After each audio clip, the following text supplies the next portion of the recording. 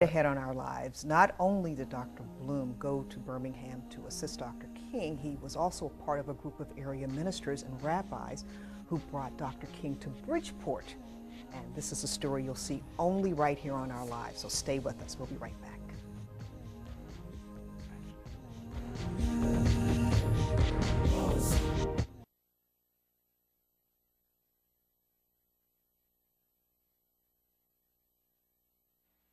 I want to hear from you on my blog, which is located on the News 12 Connecticut website.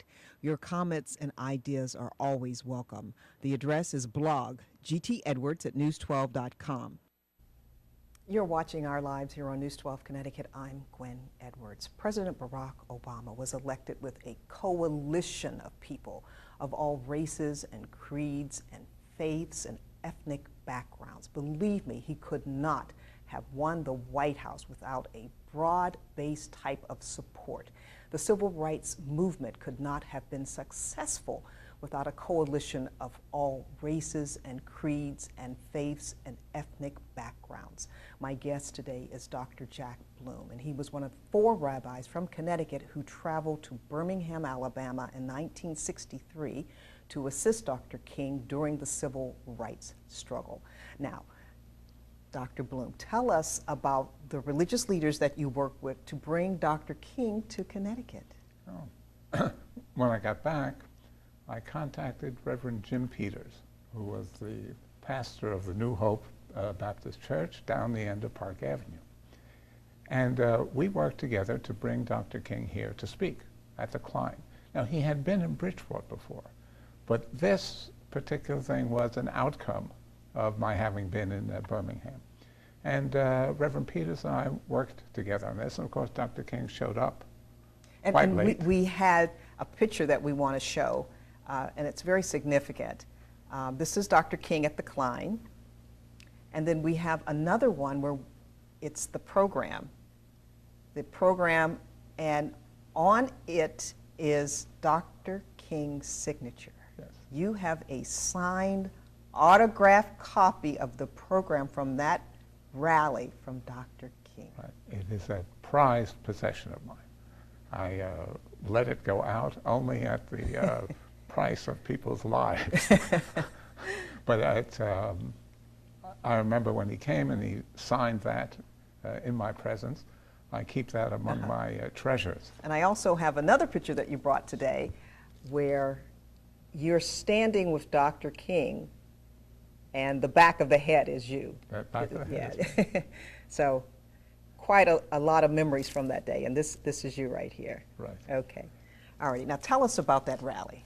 About that rally. The Klein was fairly full. We had a lot of people as patrons and sponsors and all of that. And he came. He had been in Bridgeport before, apparently. We did not know that. Right. But he had been in Bridgeport before.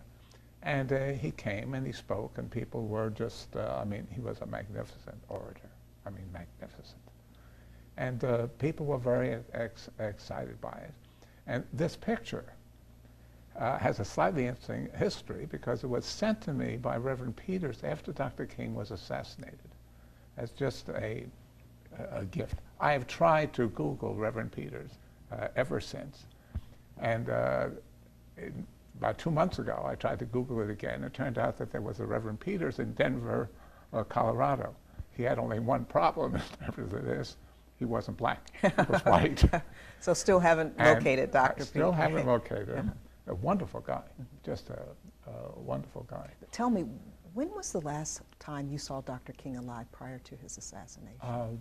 In Bridgeport. In Bridgeport. In Bridgeport. That was the last time I saw him alive. I was called out for various speaking engagements and that kind of thing for the SALC and coalitions this and coalitions that. But that was the last time. This picture had an interesting history because it went up on my wall. And a number of years later, we invited a whole bunch of civic figures from Bridgeport to our house. And a black man came over, saw this picture, and he said, "That's me."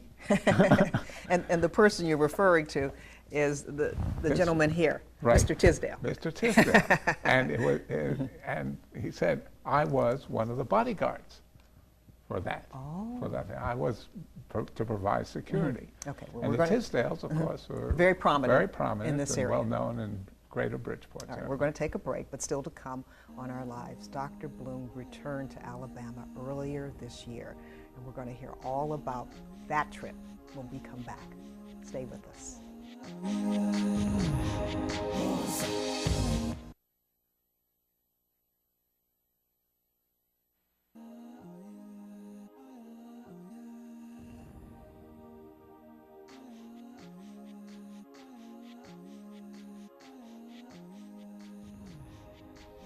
Welcome back. This year marked the 45th anniversary of the March at Selma, also known as Bloody Sunday. My guest today was invited by congressional leaders to join them on this historic occasion. My guest today is Dr. Jack Bloom of Fairfield. He's one of 4 rabbis from Connecticut who traveled to Birmingham, Alabama in 1963 to answer Dr. Martin Luther King Jr.'s call for volunteers during the fight to desegregate Birmingham. Now, when you went back this time, you found Alabama to be a very different place than your first trip. Oh, fantastically different. I mean, where across on 16th Street Baptist Church, there was a 5-story civil rights institute. And I wanted to find the A.G. Gaston Motel. The motel's not there anymore, but Ingrid... Well, we have some pictures we're going to show, right. Including Ingrid, your wife. Right. This is you and your wife at the Edmund Pettus Bridge, and this is in Selma. Right. 1960, that was 1965, right? Right. And then we also have a picture of you with Congressman John Lewis.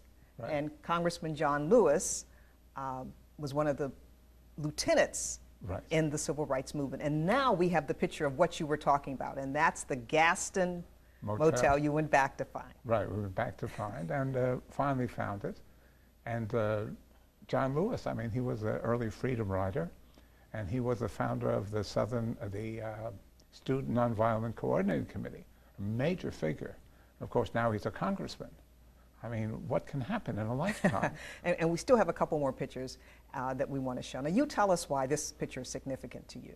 Oh, this picture was impossible in 1963. A black cop and a white cop. A black cop and a white cop just chatting together and pointing out what they're going to do.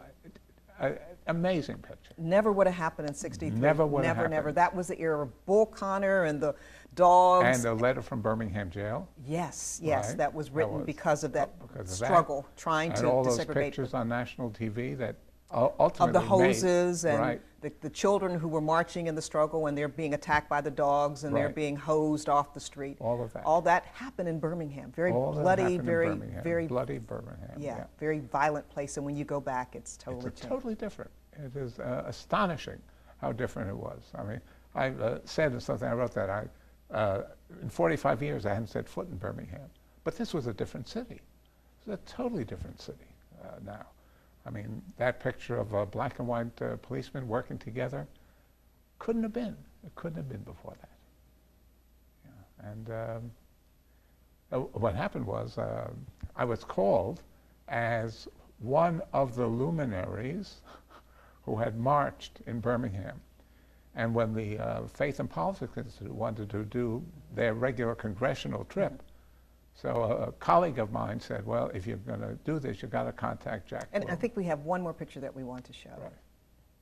And this is in Selma. No, this is in Montgomery. This is at the state capitol, and this is at the reflecting pool. And in that pool, there are names of each of the persons who died in the civil rights movement, and that's at the reflecting pool. Okay, and very quickly, something we didn't get to in the earlier part of the show, but I do want to bring up is that when you first went to Birmingham back in 1963, Jewish leaders during that time were very cautious about you being there. Very cautious. The leadership of the Jewish community called us to a midnight meeting, lasted till about 2:30, 3 o'clock in the morning. And at that point, they begged us not to march and said, we are doing all we can. And one of the examples they gave was that they had built a swimming pool for the YMCA. And they begged us not because they said, you guys have come to town, you're going to leave town. And we'll have to live here. And we're going to suffer the consequences. And indeed they did. Right. Their synagogue was bombed. We're out of time, but we thank you so much. Your memories are priceless, priceless. And we thank you for joining us for this edition of Our Lives, and we hope to see you next time.